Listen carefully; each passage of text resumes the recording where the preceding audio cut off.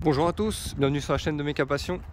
Aujourd'hui on se retrouve avec une petite nouvelle, une petite Toyota Yaris. C'est ma première Toyota d'ailleurs, j'en ai jamais eu avant. Donc celle-là c'est la 1 litre 65 chevaux il me semble, moteur à chaîne. Donc voilà, tout simple. Et ben, on va faire le tour comme d'hab de ce qu'il faut faire, des petites options qu'elle a, etc. Déjà on peut voir que les feux pour une fois, ils sont impeccables, ça fait plaisir, j'aurais pas à les faire.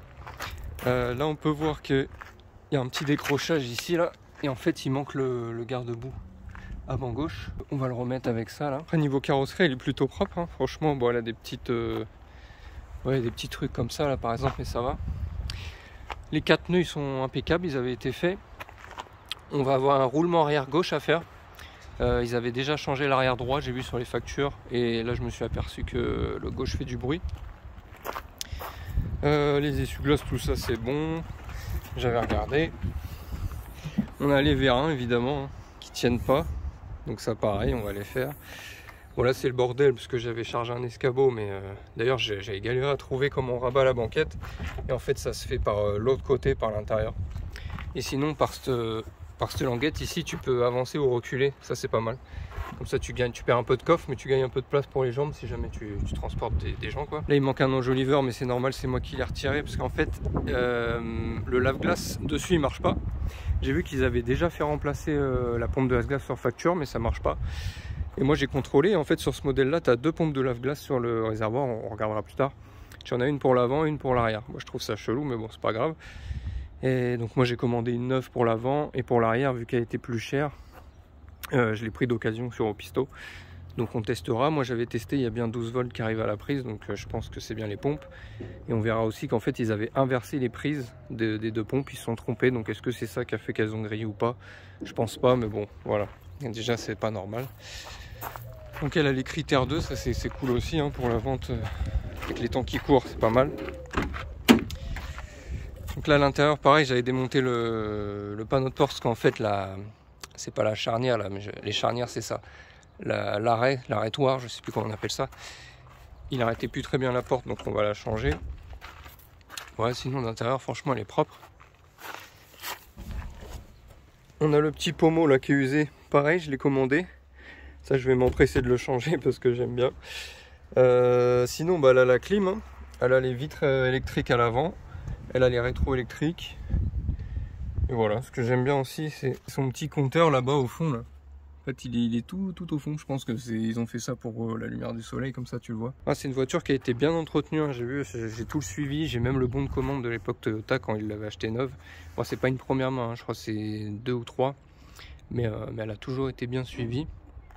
De ce que j'ai pu voir, bah, la courroie d'accessoires, tout ça c'est propre. Les bougies j'ai démonté déjà, franchement elles sont nickel, donc elles avaient déjà dû être faites. Là on a la petite valve de reniflage, j'en ai commandé une, vu qu'elle suinte là, je me demande si elle marche encore, si elle fait bien son taf. On va lui faire vidange, tous les filtres. On va nettoyer le papillon là-bas derrière, comme d'hab. On va vérifier que toutes les durites là soient en bon état, soient pas percées ou quoi. On fera un nettoyage aussi de la baie moteur, comme d'hab. Et niveau train, du coup j'ai contrôlé. Comme je vous ai dit, il y a le roulement arrière gauche qu'on va faire. C'est un roulement avec capteur ABS intégré là. Et niveau 3 avant, nickel, sauf les biellettes de bar stable, on va voir, elles sont craquées. Donc ça pareil, on va les changer. Mais sinon tout le reste impeccable, frein, etc. etc. Bon allez, c'est parti. Je vais me faire ce petit kiff maintenant là. J'avais commandé un petit pommeau là sur eBay. 15 € frais de port compris, donc c'est raisonnable. En plus il est plutôt en bonne qualité. Donc ça, il y a juste à dévisser. Hop. C'était relou parce que le chrome comme ça, quand ça commence à partir, ça peut couper. C'est chiant. Puis vu que c'est le seul truc qui est abîmé à l'intérieur, ça fait un peu tâche quoi. Voilà. C'est quand même mieux. Ah oui, petite parenthèse avant de commencer là, parce que je le dis toujours à la fin d'habitude, mais là je vais le dire maintenant.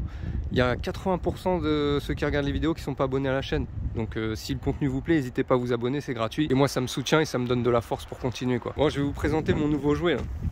Regardez-moi cette beauté. Ça c'est une clé à choc Milwaukee comme tu as vu. Avant j'avais la Lidl Parkside là, et c'est vrai que parfois à montrer ses limites. Par exemple avec les écrous d'amortisseur ou les écrous de cardan, etc. À titre de comparaison, la Lidl elle fait 400 Nm, celle-là elle fait dans les 1900, un truc comme ça. Ouais, C'est une machine de guerre le truc. Ouais, je vais vidanger pendant que le moteur il est encore chaud.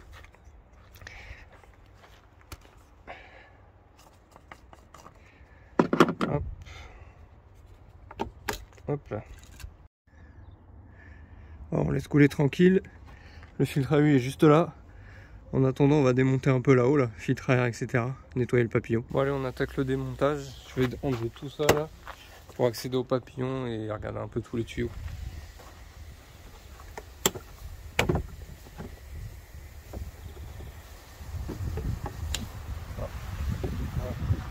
Filtre à air. Bon, on peut voir qu'il est pas hyper crado. On va le changer quand même.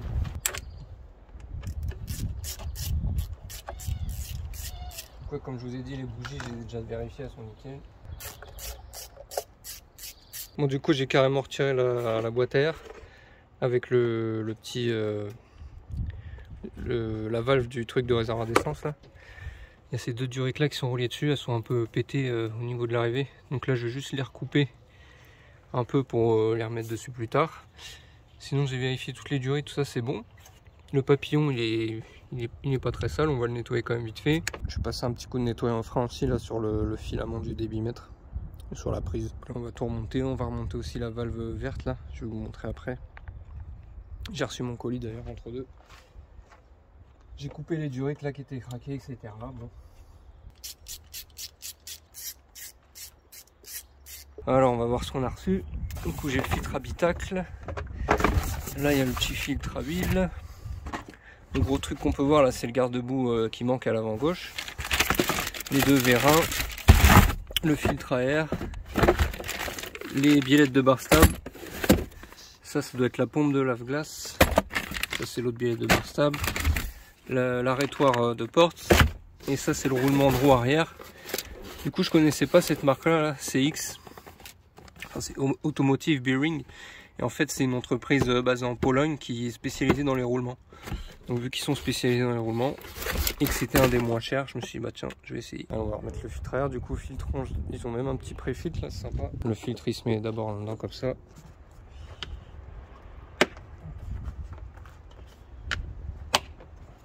Voilà. On va remettre la petite vis de disque qui est là-bas.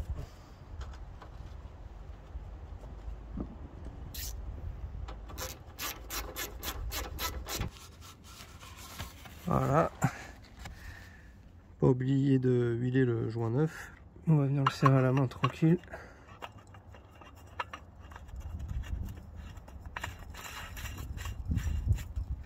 Hop. Voilà, ça suffit. Je remets le petit bouchon là-haut, là, puis on est bien. Je vais faire le filtre habitacle. Je crois que ça se situe derrière la boîte à gants, là, je vais regarder. Bon, pour retirer la boîte à gants, je force comme ça là sur les côtés. Ça écarte la petite patte là. Après, vous pouvez tirer dessus. Voilà, il doit se cacher derrière là. Oula, à mon avis, ça va faire. Oula, c'est un Toyota déjà. Ouais. Ouais, il était temps. C'est juste à reclipser après là-dedans, hein. C'est bien fait. C'est un des fils que j'ai changé qui est le mieux fait, je trouve. Bon, allez, je remonte ça et on va aller remplir en huile et démarrer.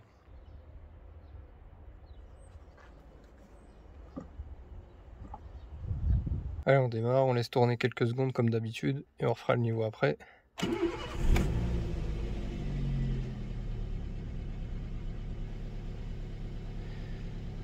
Allez, j'éteins et je refais le niveau. Elle échappe pas à la règle. On avait vu en début de vidéo, hein. Ils tiennent pas. Ils tiennent pas du tout.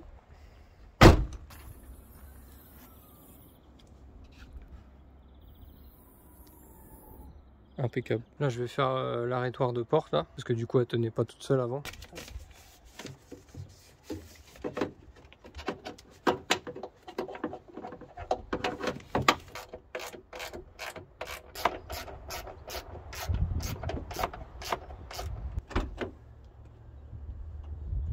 C'est bon. Elle s'arrête bien au premier cran. Voilà, parce qu'avant elle s'ouvrait toute seule, quoi. Voilà, là ça la tient un minimum, quoi. Voilà, elle bloque bien. Hop. Bon, je vais remonter le panneau, je vous épargne ça, hein, c'est pas très intéressant. Allez, là, on va voir les pompes de lave-glace. C'est derrière le garde-boue, là, avant droit. Ça va être l'occasion de tester le monstre. Avant, avec le Lidl, quand je tire au couple, donc là, j'entends tôle, moi je les serre à 110. Parfois, elle n'y arrivait pas. Ouais, celle-là, un jeu d'enfant. Là, on est derrière le garde-boue. Comme vous pouvez voir, bon, ça doit être une prise pour un anti-brouillard, mais elle les a pas. Donc, vous voyez, il y a les deux pompes qui sont reliées au bocal directement. Une noire, une rouge. Donc là, à mon avis, les deux, elles ne marchent pas. Bon, là, j'ai remis les prises, moi, mais à la base, ils s'étaient trompés, ils avaient inversé les prises. La noire était sur la rouge sur la noire. Bon, je sais pas si c'est ça qui les a mis HS, je pense pas. Mais bon. Donc, moi, j'ai les deux, là. Voilà, la noire, celle-là, je l'ai pris neuve. La rouge, je l'ai pris d'occasion, parce que neuve a été trop chère, je crois qu'elle était dans les 40. Là, je l'ai payé 19, mais c'est une pompe d'origine, quoi. Ça, c'est une aftermarket. Et bah voilà, je vais les enlever et on va essayer. Sauf que là, le truc, il est plein. Donc, soit je les retire, je laisse tout couler dans un bocal et je remplis après, ou soit je me dépêche. Donc, je sais pas, je vais voir. Ouais, du coup, je l'ai relié à une autre durite. Je laisse couler dans la bouteille tranquille. J'en ai déjà rempli une, là, c'est long. Il était plein, le machin. Il reste encore la moitié là. J'ai tout remis en place. Ça n'a pas l'air de fuir déjà. On va essayer. Hein. Allez. Alors, ça marche. Mais c'est inversé par rapport au Komodo là. Donc je pense pas que ça soit les prises, je pense que c'est juste les durites. Je vais inverser les durites et on va essayer. Voilà, c'est juste. Déjà ils avaient inversé les prises et les durites. Derrière. Impeccable. Bon bah ça remarche, hein, c'est cool. Je vais attaquer les petites billettes de bar stable. Hein. Comme tu peux voir, elles sont bien craquées. Donc ça, je vais prendre une photo parce que c'est assez chiant à se rappeler de l'ordre des trucs. Parce que regarde, vous voyez, le kit ça donne ça en fait. Il faut le mettre dans un certain ordre. Donc je vais prendre une photo et quand je vais le démonter, je vais bien faire gaffe. Et voilà, je vous reprends quand c'est fini parce que ça c'est un peu chiant à faire. Voilà ce que ça donne une fois monté. Donc c'est un peu galère à faire, mais bon. Moi ce que je vous conseille, parce que quand vous allez la démonter, là la barre stable va remonter. Et après c'est impossible de revisser. Donc il faut absolument resserrer la barre stable sur le triangle pour pouvoir rapprocher. Et moi ce que j'ai fait, c'est que j'ai utilisé un serre-joint. Je l'ai passé derrière comme ça. Voilà. Et j'ai pris ici et j'ai serré contre le triangle. Du coup ça m'a rapproché la barre. Et c'est beaucoup plus simple quoi. Donc allez, il ne reste plus qu'à faire l'autre côté et c'est bon. Voilà, j'espère qu'on va entendre le roulement, comment il est mort.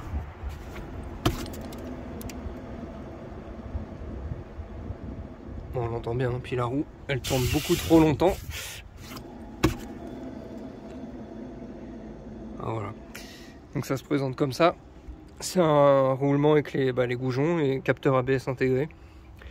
Comme sur, j'en avais fait un sur une Getz à l'arrière, c'était exactement pareil. Le tambour, là, il est venu tout seul. Là, c'est encore plus flagrant le bruit. Là. Voilà. Donc là, après, c'est simple, c'est juste... il y a 4 vis derrière. Il faut débrancher évidemment l'ABS. Et vous voyez, c'est 4 vis là-bas. Et dans la logique, c'est censé venir.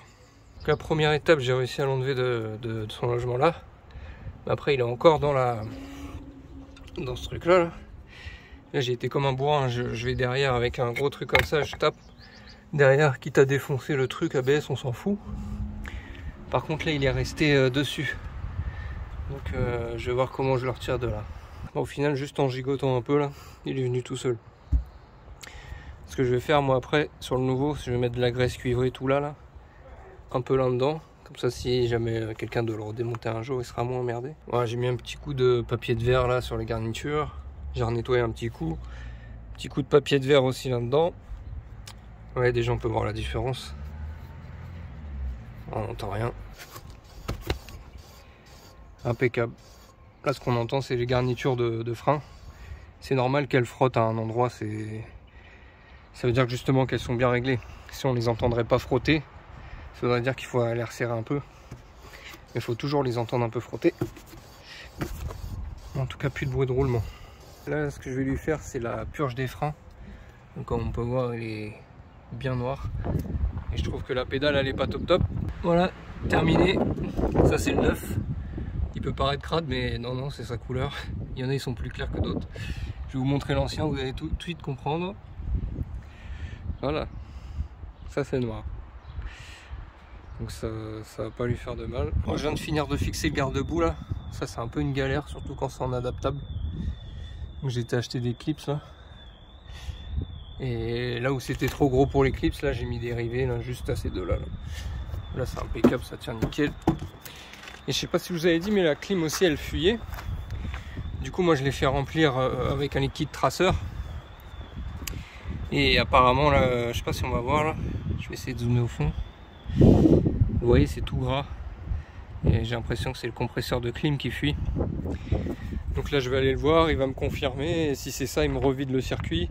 Je change la pièce et il me le remplira quoi. Bon, je vais lui faire un petit clean de la baie moteur. Il y a encore du Mistral, c'est un truc de fou.